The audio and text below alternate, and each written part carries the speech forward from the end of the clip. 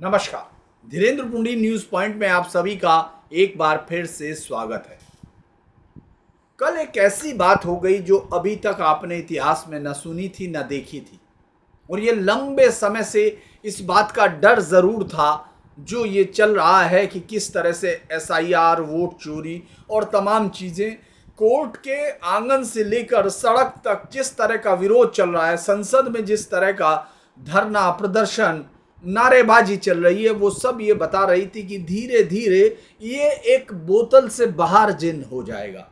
कल इस देश के मुख्य चुनाव आयुक्त के घर कांग्रेस के कार्यकर्ता, या मैं कहूं कि लोकतंत्र में जिनकी संज्ञा गुंडों से ज्यादा नहीं कहा जा सकता, वो लोगों की भीड़ कल आगरा में उनके पैतृक घर पर एक धामा बोलने वाली थी, क्योंकि वो वहां उनके घर लिख देना चाहती थी चोर का घर। इस तरह के नारों के साथ कल जब वहां उनके घर पहुंचे, मुख्य चुनाव आयुक्त ज्ञानेश कुमार के घर पे जम के हंगामा काटा, आवास पर चोर निवास लिखा पोस्टर लगाने की कोशिश की। पुलिस ने उनको रोकने की कोशिश की, आधे घंटे तक धक्का मुक्की हुई, तीखी नोकझोंक हुई। कांग्रेस कार्यकर्ताओं के साथ पुलिसकर्मी भी गिर पड़े, कुछ लोगों को चोट आई। पुलिस के उच्च अधिकारी भी थे और उन्होंने उनको शांत कराने की कोशिश की। दरअसल इसमें जो एसआईआर के विरोध में बिहार में जो चल रहा है, उसमें कांग्रेस महानगर अध्यक्ष अमित सिंह ने मुख्य चुनाव आयुक्त ज्ञानेश कुमार के विजयनगर स्थित आवास पर वोट चोर लिखा पोस्टर लगाने का ऐलान किया था। फिर 1 बजे के करीब पुलिस चूंकि पहले से ही सजग थी, तो 200 मीटर की दूर उन्होंने कोशिश की। कार्यकर्ता जो है पहुंच गए। वोट चोर आगरा छोड़ मुख्य चुनाव आयुक्त भाजपा कार्यकर्ता लेके नारेबाजी करते हुए वो लोग पहुंच गए। मैंने ये सब रिकॉर्ड देखने की कोशिश की। ऐसा कोई इससे पहले कभी ऐसा हुआ हो कि कभी किसी मुख्य चुनाव आयुक्त या चुनाव आयुक्त के घर कभी किसी तरह का प्रदर्शन हुआ हो, तो रिकॉर्ड में ऐसा कोई मामला नहीं मिलता कि जिस तरह से हमने इस तरह का कोई चीज़ देखी हो। अगर हम देखें कि ये फिर किस तरफ जा रहा है, दूसरी तरफ राहुल गांधी तेजस्वी यादव के साथ तीसरे दिन यात्रा पर निकल रहे हैं। अगर उस पूरी यात्रा में देखें, उस पूरी यात्रा का जो जोर है वो वोट चोरी और वोट चोरी से बचाने के लिए है। इसके साथ साथ कई सारी ऐसी घटनाएं हो रही हैं जो ये सोचने पर मजबूर कर रही हैं कि ये क्या आखिर देश वाकई एक ऐसी अव्यवस्था की तरफ बढ़ रहा है जिसका अंत फिर सड़क पर होना है। क्योंकि ये जिस तरह से कार्यकर्ता, इससे पहले किसी भी चुनाव आयुक्त के घर जाने की कोई खबर कभी नहीं सुनी गई थी, जिस तरह से इस पूरे मसले में अब आए हैं। अगर हम ये देखें कि जो राहुल गांधी हैं, कल उन्होंने अपने भाषण में सीधे तौर पर कहा कि देश की आत्मा पर यह हमला हुआ है, सत्ता में आए तो चुनाव आयुक्तों पर कार्रवाई होगी। ये लगातार वो जो एक दो तरह से आप कार्रवाई कर रहे थे, या जिसकी चेतावनी आप दे रहे हैं, एक लीगल है, एक संवैधानिक है, आप दोनों तरीके से कोशिश कर रहे हैं। और ये बात संसद से लेकर सड़क तक आपको दिख रही है। जब आप यहाँ से आपके कार्यकर्ता और आपके नेतृत्व में तमाम सांसद, लगभग 300 के करीब विपक्षी सांसद पहुँचते हैं चुनाव आयोग के कार्यालय तक, धरना देने की कोशिश करते हैं, वहाँ जाकर प्रदर्शन करना चाहते हैं, लेकिन आपकी पूरी किसी भी बातचीत में विपक्ष की अब कोई बातचीत का कोई आसार नहीं दिख रहा है। यानी जो बातचीत का एक लोकतंत्र का बेसिक है कि अगर आप हैं तो उसमें बातचीत कर सकते हैं कोई, और नहीं तो जनता की अदालत में छोड़ सकते हैं। लेकिन ये जो हमला है, जो ये हमले की कोशिश है, ये मुझे लगता है उससे कहीं बाहर की तरफ जा रही है, और ये कोशिश आपको अलग अलग राज्यों में लगातार अब दिखाई देगी। क्योंकि राहुल गांधी ने जो अपने आप कहा है कि वोट चोरी हिंदुस्तान की आत्मा है, और चोरी पकड़ाने के बाद आयोग जांच के बजाय उससे हलफनामा मांग रहा है। थोड़ा और समय कीजिए, देश के कोने कोने में आपसे हलफनामा मांगा जाएगा। ये एक बात राजनीतिक तौर पर हो सकती है, लेकिन जब आपके कार्यकर्ता एक ऐसे अंजाम जहां अब नहीं रहते हैं, कम से कम ज्ञानेश कुमार अब उस घर में नहीं रहते होंगे, उस घर पर जाना, उनके रिश्तेदार या उनके परिवारों को जो भी एक मुझे लगता नहीं है कि वहाँ कोई रहता होगा। इसके बावजूद ये प्रतीक भी एक हिंसा की तरफ बढ़ता हुआ प्रतीक है, जिसको रोकने की कोशिश की पुलिस ने, उस पर तो यही किया जा सकता है। लेकिन क्या ये वाकई ये वोट चोरी के आरोप रोज आप लगा रहे हैं लेकिन कहीं टिकते नहीं जा रहे हैं। अगर आप ये देखेंगे तो महाराष्ट्र में जो फर्जी वोटिंग गड़बड़ियों का, चूंकि आप सब जगह उदाहरण देने की कोशिश कर रहे हैं महाराष्ट्र की चुनावी हार ने कांग्रेस को हतप्रभ कर दिया था, क्योंकि वो ये सोचने लगे थे कि उनके हाथ में जीत आ चुकी है। वो दरअसल लोकसभा चुनावों का टॉन एंड टेनर और विधानसभा के जो स्वभाव में अंतर नहीं कर पा रहे हैं राहुल गांधी, मुझे ये लग रहा है, क्योंकि हरियाणा के चुनाव के बाद भी उनका सदमा उतना ही बढ़ा था, जबकि उनको मालूम होना चाहिए कि किस तरह से एक जाति पर आधारित उनकी पार्टी के खिलाफ किस तरह जातीय गोलबंदी वहां बीजेपी के हक में हो रही थी। बल्कि उस जातीय गोलबंदी में भी काफी बड़े संख्या, और ये जो भी ग्राउंड पर रहता है उसको दिखाई देता है। उसी तरह से जिस तरह से आपने लोकसभा के चुनाव को महाराष्ट्र में लड़ा, उसी तरह आपने विधानसभा में लड़ा। लेकिन चूंकि जनता अपने से तय करती है, विधानसभा के फैसले उसके अपने थे, और उन्होंने जो फैसला सुनाया उस पर गड़बड़ियों के लिए आप कोई बहुत जबरदस्त सबूत दे नहीं पाए सिवाय आरोप लगाने के। क्योंकि मैं इसलिए कह रहा हूं, कल ही सुप्रीम कोर्ट ने 2024 के महाराष्ट्र चुनाव में फर्जी मतदान और अनियमितताओं के मामले में बॉम्बे हाई कोर्ट के एक फैसले को बरकरार रखा। ये जो है चेतन चंद्रकांत अहिरे की एक याचिका थी। हाई कोर्ट ने अहिरे की याचिका को एकदम निराधार और कानूनी प्रक्रिया का दुरुपयोग बनाया। दरअसल मुंबई विक्रोली निर्वाचन क्षेत्र के मतदाता अहिरे ने दावा किया था कि मतदान के दिन 20 नवंबर 2024 की शाम 6 बजे के बाद 76 लाख वोट अवैध तौर पर डाले गए थे। एक आरटीआई का जवाब का हवाला देते हुए तर्क दिया कि समय सीमा के बाद भी वोटों के लिए कोई आधिकारिक डाटा मौजूद नहीं है। अहिरे ने कहा था कि इन सभी 288 विधानसभा क्षेत्रों के परिणामों को रद्द करने, विजयी उम्मीदवारों के चुनाव प्रमाण पत्र वापस लेने और ईवीएम की जगह मतदाताओं पर वापस लौटने की भी मांग की थी। बॉम्बे हाई कोर्ट ने क्या किया था कि 25 जून को इस रिट याचिका को खारिज करते हुए इसे कानूनी प्रक्रिया का घोर दुरुपयोग बताया था। अदालत ने कहा था कि मुंबई निवासी चेतन चंद्रकांत अहिरे की याचिका में चुनावी कानूनी योग्यता, सार और अधिकारिकता का अभाव है। अहिरे ने न तो जनप्रतिनिधित्व अधिनियम 1951 के तहत चुनावी याचिका दायर की और न ही चुनाव आयोग को कोई पूर्व प्रतिनिधित्व दिया। और इस मामले में तो जस्टिस M.A. सुंदरेश, चूंकि चीफ यहाँ जो जस्टिस सुप्रीम कोर्ट की मैं बात कर रहा हूँ, जस्टिस एन कोटेश्वर सिंह की खंडपीठ ने कहा कि हाई कोर्ट के आदेश में कोई खामी नजर नहीं आ रही है। हाई कोर्ट ने सही ढंग से मामले की विवेचना की और उचित निष्कर्ष निकाला। ये भी आपने कल ही सुना। यानी एक ही दिन अलग अलग लेवल पर आप चुनाव आयोग के तमाम फैसले को सुन रहे हैं, उनकी प्रेस कॉन्फ्रेंस को सुन रहे हैं। वो अपनी चीजें बताने की कोशिश कर रहे हैं कि जो आप कह रहे हैं वो इस तरह नहीं, इस तरह है। आपके पास बहुत सारा तरीका हो सकता है कि आप इसको फिर कोर्ट में चैलेंज करें, क्योंकि जिस तरह से आप लोकतंत्र पर यकीन नहीं कर रहे हैं, आप सिस्टम पर यकीन नहीं कर रहे हैं, और फिर आप किसी भी उस पर यकीन नहीं करेंगे, क्योंकि इसके साथ ही आपका महाराष्ट्र का कम से कम सुप्रीम कोर्ट और कोर्टों की लड़ाई से तो आप बाहर हो जाते हैं, चूंकि आपके जो भी लोग आपकी तरफ से या आपके इशारे पर या आपकी तरफ से अगर कोई याचिका फाइल कर रहे हैं तो वहां कोर्ट में वो टिक नहीं पा रहे किसी भी मामले में। ऐसे में जब आप अपनी इस राजनीति को कंफ्यूजन के सहारे आगे ले जाने की कोशिश करते हैं, तो चूंकि चुनाव आयोग के प्रति इस समय बहुत सारे लोग हैं और इंडिपेंडेंट जर्नलिस्ट भी हैं जो वाकई जानना चाहते हैं कि आखिर जो उन्होंने प्रेस कॉन्फ्रेंस में कहा उसका कोई अर्थ है क्या, उस पर क्या सवाल खड़े होते हैं। क्योंकि योगेंद्र यादव तो हर जगह बड़े बड़े लेख लिखकर ये बताने की कोशिश कर रहे हैं कि साहब ये बहुत ही गड़बड़ हो गया, इन्होंने सवालों के जवाब नहीं दिए, उसके लिए वो यस मिनिस्टर और तमाम उसके भी उदाहरण दे रहे हैं, और वो बहुत सारे उनके पास वो खुद अपने उदाहरणों में उलझ जाते हैं, ये अलग बात है। तो एक अगर हम ये गौर करें कि 0 मकान नंबर पर ये बहुत बड़ा सवाल खड़ा किया कि 0 मकान नंबर है, वहाँ कैसे हो गए, ये किस तरह से उनके पते।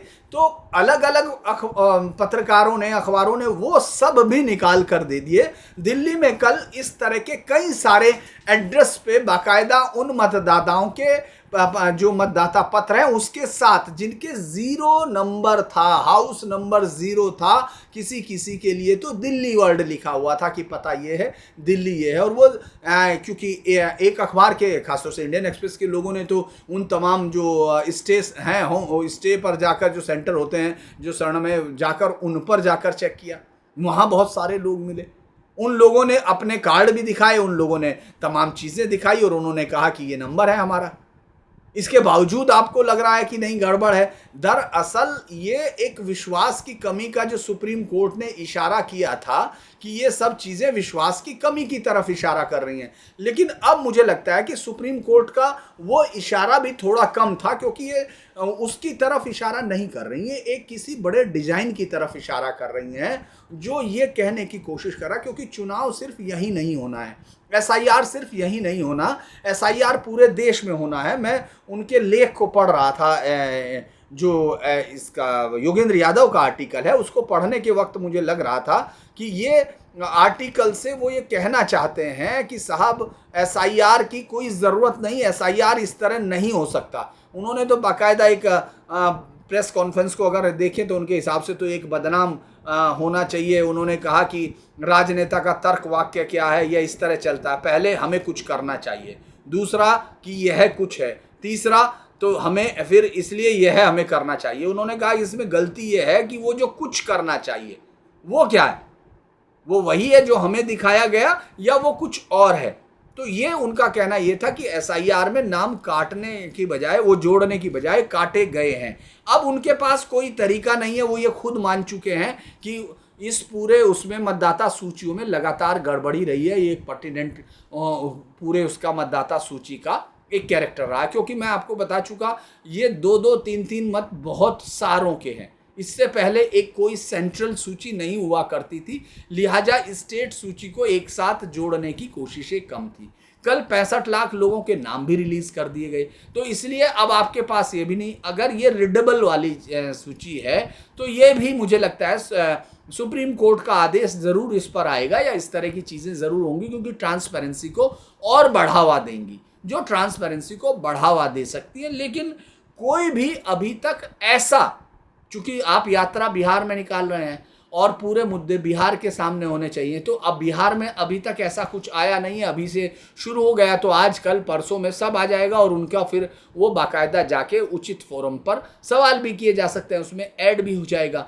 तो आपके लिए फिर ये इस चुनाव का मुद्दा कैसे हो सकता है जब तक ये तय ना हो जाए, क्योंकि 65 लाख नाम काटने के पीछे आयोग अपने कारण बता चुका, उस पर आप ध्यान नहीं दे रहे हैं क्योंकि आपके पास कोई मुद्दा नहीं, आप इसी मुद्दे को ले जाना चाहते हैं और इस मुद्दे को इतने खतरनाक लेवल पर ले जाना चाहते हैं कि बहुत दिन से सत्ता से दूर आपके कार्यकर्ताओं को यही एक रामबाण दिख रहा है कि शायद इसके सहारे हम लोग पहुंच जाएं। कभी आप हारे हुए कैंडिडेट्स को जीता हुआ घोषित कर रहे हैं, वोट चोर, यानी अभी तक आपने अगर इसको शुरुआत देखेंगे तो ये एसआईआर से शुरू हुआ मसला और उसको कर्नाटक के एक अपने ही राज्य में जहां सरकार आपकी जीती थी, लोकसभा चुनाव से आपने उठाया और वहां जीत के बाद जब ये इतना बेहतर प्रदर्शन विपक्षी कैसे करते हैं, इस तरह से आपने सवाल किया, जबकि सेम आपका आइडिया अगर ये महाराष्ट्र में जाता है तो वहां उसके उलट आप खड़े होते हैं। मतलब इतनी उलझी हुई कहानी है कि कोई भी ये समझने को तैयार नहीं हो रहा कि आखिर राहुल गांधी का प्रमाइसिस क्या है, जिसको सुप्रीम कोर्ट नहीं समझ रहा है, जिसको आम जनता नहीं समझ रही है। जिसको समझ रहे हैं तो कुछ उनके इस तरह के कार्यकर्ता जो एक ऐसे संवैधानिक पद पर बैठे हुए आदमी के घर तक इस राजनीति को ले जा रहे हैं जहां तक उसका कोई अर्थ नहीं है। कल तक आप तमाम अधिकारियों, चूंकि सुप्रीम कोर्ट के आदेश के बाद अब क्या होगा, क्या उन आपके लोग वहां तक भी पहुंचने लगेंगे? क्या आप उन तक पहुंचेंगे या सुप्रीम कोर्ट के जजों को भी आप धमकी दे सकते हैं? ये आप अगला कदम उठाएंगे? क्योंकि ये समझ से बाहर है। अभी तक कोई भी बिहार के चुनाव में आज तक अभी तक कोई फाइनल डिसीजन नहीं हुआ है। जो नाम हटे हैं उनके कारण पहले बताए गए हैं और अब वो व्यक्तिगत तौर पर बता दिए गए हैं। हो सकता है, मैं ये भी मानता हूं कि चुनाव आयोग को अब और ट्रांसपेरेंट होना होगा। ये ट्रांसपेरेंसी किसी दल की वजह से नहीं, ये ट्रांसपेरेंसी टेक्नोलॉजी के बढ़ जाने की वजह से हो रही है। और लोगों को सीधा देखिए कितना बड़ा तर्क उसने दिया योगेंद्र यादव ने कि साहब जो ओनस पहले सरकार के ऊपर था, वो जिम्मेदारी सरकार की थी, वो पब्लिक के ऊपर डाल दी। लोग अलग अलग तरीके से जब बदले गए हैं, लोगों को जब वो स्कूल जाते हैं या तमाम जगह जाते हैं, वो अपने नाम से भरते हैं, सर्टिफिकेट भरते हैं। अगर आपको कोई चीज़, आप आधार भी बनवाते हैं तो भी आप भरते हैं, वो सब चीज़ें जाती हैं। और चूंकि आपको ये मालूम है इतना ज़्यादा, आपका चूंकि चुनाव आयोग के पास तो अपने कोई कर्मचारी है नहीं स्थिर तौर पर, तो ये तमाम चीज़ें दूसरी जगह से लिए जाते हैं, खासतौर से टीचर्स और तमाम ऐसे जो सरकारी उसमें हैं उन लोगों को लिया जाता है। और तब एक सवाल होता है, क्या आप उनको इतने लंबे समय तक, मैं ये नहीं कह रहा कि उससे कोई चीज़ बचाई जानी चाहिए, क्योंकि नहीं, किसी भी कीमत पर चुनाव की जो मतदाता सूची है उसके साथ कोई खिलवाड़ नहीं होना चाहिए। लेकिन आपको उतने लोग चाहिए, जबकि टेक्नोलॉजी अब ये कह रही है अगर बीएलए और बीएलओ यानी जो आपने राजनीतिक पार्टियों के एजेंट्स को शामिल करके जिन लोगों को वोट चाहिए होती है, उन लोगों के साथ मिलकर ये काम किया, जो रजिस्टर्ड नेशनलिस्ट पार्टियां हैं, राष्ट्रीय पार्टियां हैं, राज्य की पार्टियां हैं या रजिस्टर्ड पार्टियां हैं, उन सब के लोग आपके साथ इस पूरी प्रक्रिया में उसके साथ थे चुनाव आयोग के, और उनकी तरफ से कोई शिकायत नहीं आ रही। तो ये ऊपर बैठकर कैसे तय हो रहा है, ये बहुत बड़ा सवाल है। क्योंकि अब ये लग रहा है कि ये लड़ाई आगे तक जा रही है। आज फिर वो ये करेंगे, अब वो चाह रहे हैं, राहुल गांधी ने तो अब कह दिया कि अब कांग्रेस तो ये कह रही है कि बजाय इसके कि वो हलफनामा दें, अब चुनाव आयुक्त को, मुख्य चुनाव आयुक्त ज्ञानेश कुमार को वो देना चाहिए कि ये सूची शुद्ध है, सुप्रीम कोर्ट में हलफनामा दे जिससे उनकी मदद होती है। उसके बाद कांग्रेस भी हलफनामा देगी कि मौजूदा सूची में अनियमितताएं हैं। कांग्रेसी नेता पवन खेड़ा ने यह आरोप लगाया। सीईसी इस तरह से बीजेपी के प्रवक्ता की तरह से, मैंने आपको कल रिकॉर्ड के साथ बताया कि कब कब कितनी बार कांग्रेस और तमाम विपक्षी दलों ने सीईसी से जवाब की मांग की थी, जवाब दिया गया, तो उसके बाद फिर ये हुआ। आपको अगर कोई चीज़ें हैं तो ऑन रिकॉर्ड मुझे लगता है कोर्ट में जाना चाहिए, सीईसी हलफनामा दे। ये कभी नहीं हुआ है, इसकी ज़रूरत ही नहीं पड़ी है।